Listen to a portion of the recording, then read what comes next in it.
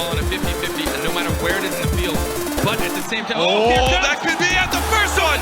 Greasy making history, the first RLCS goal right there, coming up for Northern Gaming. Competitive Rocket League has come a long way since the game launched in 2015. As we begin 2018, I think it's a great time to look back at how the game has evolved at the competitive level in just a couple short years. Personally, I feel like I may actually be getting worse at this game as time goes on, but I digress.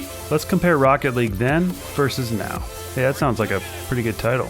Then versus now, the evolution of Rocket League. For this first episode, we're going to see how scoring has changed. Looking back as far as the ESL Rocket League Cup in September 2015, just 2 months after launch, as well as Season 1 of RLCS in 2016, and see how that stacks up against RLCS Season 4, which took place just a couple of months ago in November 2017. Once again, the goal scorer. There's now a shot opportunity. Good pass to Fireburner. What a play! Possibly the most stark difference in Season 1 and Season 4 goals is the passing plays.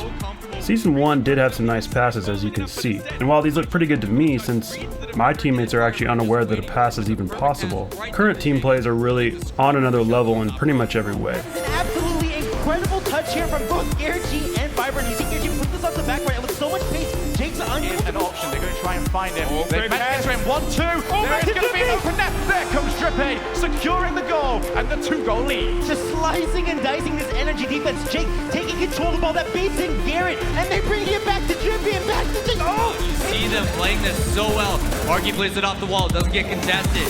Plays it up, and Mike just using the top right of that card. Direction from Turbo Pulse of this pass is absolutely incredible. K-Dop spawning Turbo on the wall, and Turbo, instead of letting that ball move forward, he pushes that ball back to center. Little bounce pass. I am so sorry, I take it back. What was my that? goodness. 2 people up and not getting punished for it. could say this even if they knew exactly where it was going or when. You see shots that Going to offense here. Yeah, just not able to get to it. That quick play style, those subtle mistouches.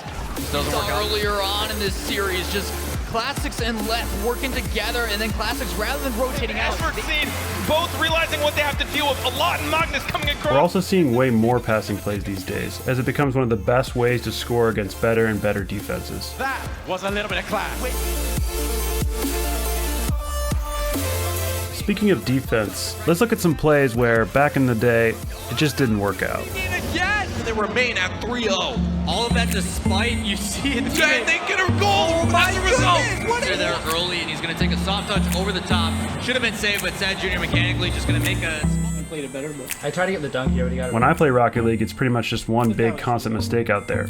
But it really just doesn't happen anymore at the competitive level, at least not this badly. It's kind of crazy that this was only about 2 years ago. Top of Cookser. Marky Doodah is there, sends it onto the backboard, bounces down, and he's able to put it in at 6-1. watching this from Marky Doodah's perspective, he actually turns off ball game. Season 1 RLCS actually had some nice double tap goals, but the biggest difference, as you can see, is it really just didn't take quite as much in terms of power and accuracy to score. But follows himself, Quinn not prepared for that second touch, tried to read it.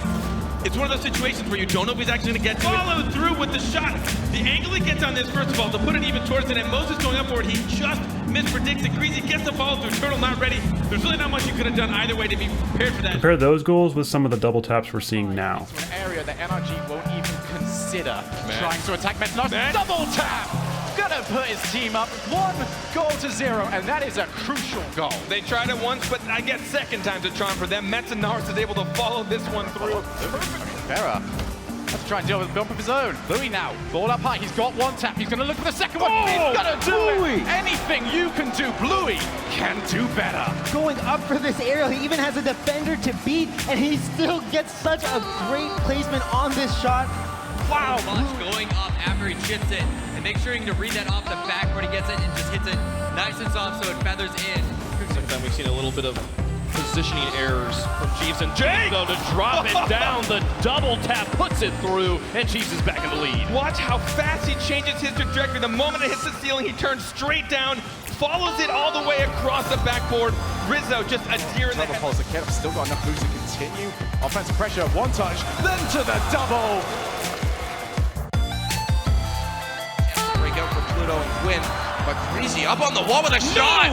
Wow! He just steals that one off the wall. Greasy's read here off the wall is just insane. Pluto tries to clear it out, bounce off the wall. Greasy gets there just as it bounces up. What an insane read. One of the best things is hearing the commentators' amazement at what are now considered just decent or basic goals at the high diamond and champ level. Get some play started up on the backboard with a shot just going off the post. What a placement from Vogan to drop the first one in this series. Angle from Vogan. Whereas now you have stuff like this happening all the time. Make that one mistake against a Siege. This is what ends up happening. The cheat. Love the kickoff, that passing play from, I don't know who it was, over to Maestro, and the Maestro following his own corner touch, not getting contested by an defender. You can tell Kia just waiting. He recognizes the backboard play here, and he even spots Pashy totally facing the ball, but it was too little too late. He needed to go up a little bit faster. In Season 1 of RLCS, air dribbling was really in its infancy, which for most of us, it's permanently in its infancy. But it's pretty cool to see how much car and ball control has improved at this highest level over the years. Jesse carrying it the whole way himself. He's got Vogan with support. Can he get it out? Oh my. Takes it the whole way himself. Final Panda off the wall. He's got Kate up to work with. Let them here try to make a save. So much this weekend, he still continues to execute. Falling so far for that home run for Novi to make this. Lastly, let's look at what were considered some of the best goals of RLCS land for Season 1. This one up. No one really at home in defense, and Garrett gets it in. But an easy pushback from Pluto. He's up in the air with a bounce off the Oh my goodness, Pluto! Over 0, trying to get to that quick. Luchino has a chance for a boost grab and a shot on net. If he can get to this and put it on target, the second touch, and Luchino gets it! Putting him aggressive play from Mockit almost resulted in the goal there. Siggy with a touch. Back to Pashy. Oh my goodness! What a passing play! Fox keeping that one away. Over 0 tries to win the 50-50. Now Kronovi coming up with Over 0 company. They tries to drop it in. What a play from Kronovi! Throwing some spin-a-roonies on that one, Burley. Look at this 360 no-scope coming out in with a nose on that far post past that team. What a beautiful shot. Garrett with the interference. Turtle's there. Can he put this one down? He gets a touch onto it and drops it in. 1-0 for Exodus. Turtle getting the angle above the net. I thought it was going to get contested. I think Ziki was here trying to beat it. I don't think he thought Turtle was going to get there, or he's running out of boost, but Turtle getting as high as possible. From this iBuyPower team. Defense and iBuyPower, not things you usually talk about at the same time. He's carrying it. Kronovi, they can put it in! They stay alive! We go to game 5. What was this coming off the wall, dribbling it with that back? Again, there were some pretty great goals back then as well. It just kind of pales in comparison when you see it next to stuff like this. Cloud9, unable to take it, but Squishy now with a daily shot. He puts it through. He's been going for this stuff all season, and he pulls it off here in the most clutch moments. The player to invent the shot himself is able to get the delayed front flip. Ever so quickly, looking for the setup. He's going to try and jump straight down, but now Rizzo on the other end of the pitch. Rizzo! Hit it straight into the goal. Match number 1. We're going to have to find 2 more wins. We've tied it up in a game apiece. A drop shot. Difference. J-Naps looking for the shot. J-Naps, once again, the difference maker. J-Naps, what a shot here. This pass from Kronovi going up so early lets him beat Violent Panda and coming in from behind. Thanks for watching, guys. If that kind of evolution happened in just a couple years, it's really exciting to think about what we're going to see in Rocket League in the future. Then vs. Now is made possible with the help of a new collaborator on my channel, Orange.